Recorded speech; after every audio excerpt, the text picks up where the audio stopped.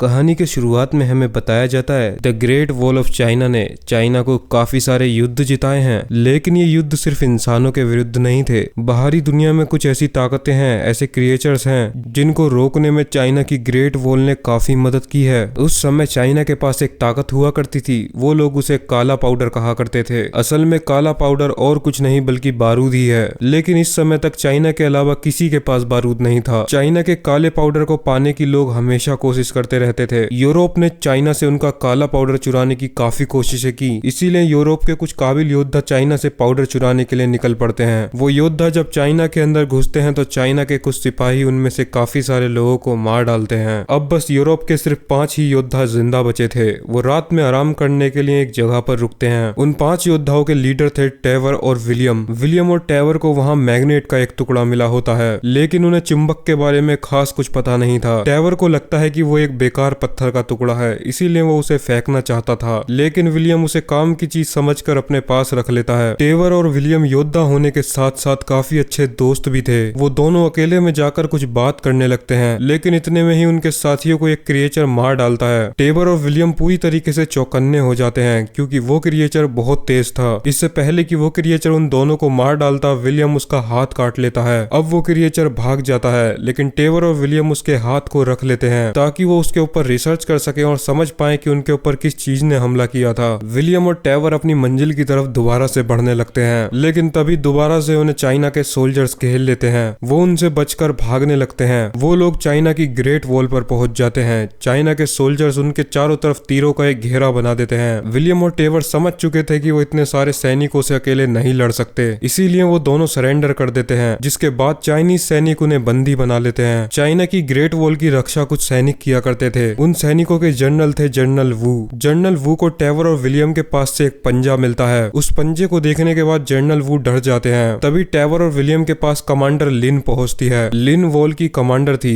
और साथ ही में वो इंग्लिश भी बोल सकती थी, इसीलिए वो विलियम और टेवर से सवाल पूछने लगती है। लिन उन दोनों से पूछती है उन्हें वो पंजा कहाँ से मिला, जिस पर विलियम जवाब देता है कि वो दोनों आराम करने के लिए एक जगह पर रुके थे। वहाँ उनके ऊपर एक क्रिएचर ने हमला किया और उन्होंने उसका पंजा काट लिया। लिन ये बात जनरल वू को बता देती है और जनरल वू को उनकी इस बात पर बिल्कुल भी यकीन नहीं था। अब लिन विलियम और टेवर से पूछती है वो दोनों कहाँ से आए हैं और क्यों वहाँ आए हैं, जिस पर वो बताते हैं कि वो सिर्फ व्यापारी हैं। लेकिन लिन जब उनके कपड़े चेक करती है तो वो समझ जाती है कि वो दोनों सिपाही हैं और उनका यहाँ आने का मकसद कुछ और ही था, जिसके बाद वो उन दोनों को मारने वाली होती है। लेकिन तभी उसे मास्टर वैंग रोक लेते हैं। मास्टर वैंग उन्हें बताते हैं ये दोनों जो भी बोल रहे हैं वो सच है, क्योंकि उनकी तलवार पर अभी भी खून लगा हुआ था, साथ ही में उस पंजे का मांस भी ताजा था। मास्टर वैंग उनसे पूछते हैं उनके ऊपर इस क्रिएचर ने कब हमला किया, जिस पर वो बताते हैं 2 रात पहले जब वो आराम करने के लिए रुके थे तभी उस क्रिएचर ने उन पर हमला किया था और उनके 3 साथियों को भी मार डाला। ये बात सुनने के बाद वहाँ खड़े सारे सिपाही डर जाते हैं, क्योंकि ये कुछ ऐसी चीज थी जिससे वहाँ के सारे लोग घबराते थे। वैंग उन्हें बताते हैं कि हो सकता है कि ये दोनों निर्दोष हों, इसीलिए अभी के लिए इन्हें जेल में डाल दिया जाए। इतने में ही वहाँ भाग कर एक घबराया हुआ सिपाही पहुंचता है। वो सिपाही जनरल वू को बताता है वो ताकतें दीवार के पास आ चुकी हैं, जिस पर वहाँ के सारे सैनिक तैयार होने लगते हैं। मास्टर वैंग विलियम और टेवर को जेल में ले जाने लगते हैं, लेकिन उनके साथ आया सिपाही जेल की गलत चाबियां ले आया था और जेल न खुलने की वजह से मास्टर वैंग डिसाइड करते हैं कि उन दोनों को दीवार के ऊपर ले जाया जाए। विलियम वैंग से पूछता है कि सब लोग इतने घबराए हुए क्यों हैं, जिस पर वैंग बताता है तुमने जिस क्रिएचर का पंजा काटा है वो ताओ ताई का सोल्जर था। ताओ ताई की सेना उनके ऊपर 7 दिनों बाद हमला करने वाली थी, लेकिन ताओ ताई ने उनके ऊपर आज ही हमला कर दिया था, इसीलिए सब लोग घबराए हुए थे। विलियम और टेवर को चाइना की ग्रेट वॉल के ऊपर ले जाया जाता है। वो दोनों जब ऊपर पहुंचते हैं तो देखते हैं चाइना के सोल्जर्स वहां तैयारी कर रहे थे। वहां जंग का माहौल हो चुका था और सभी सोल्जर्स तैयार थे। इतने में ही हमें दिखाया जाता है ताओ ताई की सेना को। ताओ ताई दिखने में ग्रीन से क्रिएचर थे, वो बहुत तेज थे और उनको मारना काफी मुश्किल था। वहां ताओ ताई की सेना को उनकी रानी कंट्रोल कर रही थी, लेकिन वो सारे ताओ ताई रानी से जुड़े हुए थे। कोई ऐसी ताकत थी जो उन सभी को रानी से जोड़कर रखती थी, इसीलिए रानी जैसे ही इशारा देती है सारे ताओ ताई ग्रेट वॉल के ऊपर हमला कर देते हैं। वहां दीवार के ऊपर विलियम और टेवर खुल जाते हैं और वो वहां से भागने की जगह उन क्रिएचर को मारने लगते हैं। वो दोनों काफी अच्छे योद्धा थे और काफी सारे ताओ ताई को मार भी डालते हैं। नीचे खड़ी ताओ ताई की रानी को पता चल चुका था कि दीवार के ऊपर काफी सारे ताओ ताई मर चुके हैं, इसीलिए वो अपनी सेना को सिग्नल देती है कि सारे ताओ ताई वापस लौट जाएं। असल में ये दिखने में क्रिएचर थे, लेकिन इनका दिमाग किसी इंसान से कम नहीं था। ताओ ताई की रानी को इस बात से फर्क नहीं था कि कि उसके सोल्जर्स मारे गए हैं, बल्कि वो अपनी सेना को वापस इसीलिए ले जा रही थी ताकि वो मरे हुए ताओ ताई को भी वापस ले जाएं। क्योंकि अगर मरा हुआ ताओ ताई अगर चाइना के पास रह गया तो वो उनके ऊपर एक्सपेरिमेंट करके उनकी कमजोरी जान लेंगे, और ऐसा ताओ ताई की रानी बिल्कुल नहीं चाहती थी।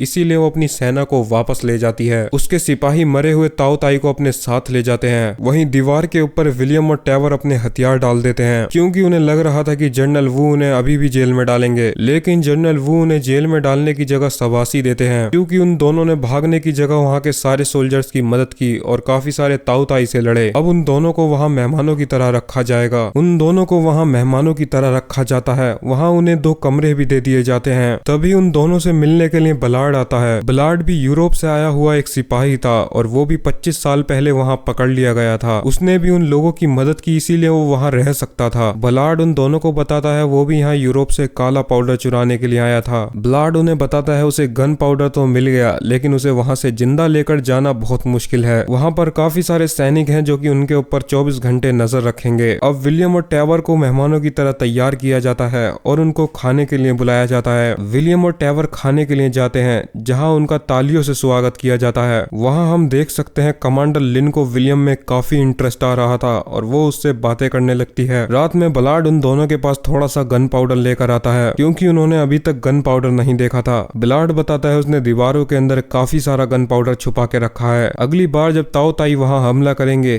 तो इस चीज का फायदा उठाकर वो तीनों वहाँ से भाग जाएंगे। वहीं ऊपर मास्टर वैंग को विलियम के बैग में से एक मैग्नेट मिल जाती है। ये वही मैग्नेट है जो विलियम ने अपने बैग में रख ली थी। मास्टर वैंग बताते हैं ताओ ताई हर 60 साल में चाइना के ऊपर हमला करते हैं। वो बताते हैं अगर उन्हें ताओ ताई को रोकना है तो उन्हें उनकी रानी को मारना होगा, क्योंकि ताओ ताई की रानी का उन सारे ताओ ताई से कोई कनेक्शन है, और अगर रानी मर जाती है तो शायद सारे ताओ ताई मारे जाएंगे। ताओ ताई को कुछ खाना मिलता है तो वो सीधा खाना ले जाकर रानी को देते हैं। रानी का जिंदा रहना ही उन सबको जिंदा रखता है। वॉल के ऊपर एक ताओ ताई हमला कर देता है और कुछ सिपाहियों को भी मार डालता है। जनरल वू और कमांडर लिन जब वॉल के ऊपर पहुंचते हैं तो वो देखते हैं वहां एक ताओ ताई खड़ा हुआ था। वो एक ढाल बना लेते हैं और ताओ ताई के ऊपर हमला करने का प्लान करते हैं, लेकिन ताओ ताई ने चाल खेली थी। वो एक ताओ ताई नहीं बल्कि 2 ताओ ताई थे। वो सिपाही जनरल वू के आगे एक ढाल बना लेते हैं और आगे वाले ताओ ताई पर हमला कर देते हैं, लेकिन इतने में ही पीछे से दूसरा वाला ताओ ताई उनके ऊपर हमला कर देता है। जनरल वू कमांडर लिन को बचाने के लिए खुद आगे आ जाते हैं। वो ताओ ताई मारा जाता है, लेकिन जनरल वू की हालत काफी ज्यादा खराब थी। जनरल वू मरने से पहले लिन को वहां का जनरल बना देते हैं। अब लिन वहां की जनरल बन चुकी थी। तभी उसके पास एक सिपाही आता है। वो जनरल लिन को बताता है उसके पास 900 साल पुरानी एक युद्ध की रिपोर्ट है। उस रिपोर्ट में लिखा हुआ था 900 साल पहले ताओ ताई ने हमला किया था। उन ताओ ताई ने काफी सारे सोल्जर्स को मार डाला था, लेकिन जैसे ही वो ताओ ताई वहां के गेट के पास आए वो अचानक से रुक गए, जैसे कि वो जाम हो गए हों। इसीलिए मास्टर वैंग दिमाग लगाते हैं और बताते हैं महल के दरवाजे पर चुंबक लगी हुई है। शायद चुंबक ही वो बजा रही होगी जिस वजह से वो ताओ ताई जाम हो गए थे। विलियम उन्हें आइडिया देता है कि उन्हें एक ताओ ताई को जिंदा पकड़ना होगा, क्योंकि उनके पास एक चुंबक का छोटा सा टुकड़ा है, इसीलिए वो इस चीज से देख सकते हैं कि वो ताओ ताई जाम होता है या फिर नहीं। विलियम के इस आइडिया पर गौर किया जाता है और एक पिंजरा तैयार किया जाता है जिसके अंदर वो सभी लोग एक ताओ ताई को जिंदा पकड़ेंगे। लेकिन ट्रेवर विलियम की इस बात से बिल्कुल भी खुश नहीं होता। वो ट्रेवर को बोलने लगता है कि उन्हें यहाँ से भागने का प्लान ढूंढना चाहिए, ना कि उन लोगों की मदद करानी चाहिए। अगली सुबह विलियम के बताने पर वहाँ एक खास लिक्विड तैयार किया जाता है। दरअसल में ये लिक्विड नशीला था। जैसे ही सिपाही इस लिक्विड को तीर पर लगाकर मारेंगे तो ताओ ताई बेहोश हो जाएंगे। दूसरी साइड बलार्ड और ट्रेवर वहाँ से भागने की प्लानिंग में थे, लेकिन उनके साथ भागने के लिए विलियम तैयार ही नहीं हुआ था और विलियम के बिना वहाँ से ट्रेवर भी नहीं जाना चाहता था। वहीं ऊपर सैनिकों ने ताओ ताई के ऊपर हमला कर दिया था, लेकिन ताओ ताई काफी चालाक थे। वो दीवारों के ऊपर चढ़कर एक एक सैनिक को मार रहे थे। विलियम के बताए हुए नशीले लिक्विड से वो लोग ताओ ताई के ऊपर हमला करते हैं, जिनमें से एक ताओ ताई बेहोश भी हो जाता है, जिसके बाद वो लोग उसके ऊपर एक लोहे की चैन फेंकते हैं ताकि वो लोग उसे ऊपर खींच लें, लेकिन उसके साथ ही ताओ ताई उसे बचा लेते हैं। अब विलियम प्लान बनाता है कि वो भी नीचे जाएगा और उस ताओ ताई को बांधकर ऊपर खींचने में उनकी मदद करेगा।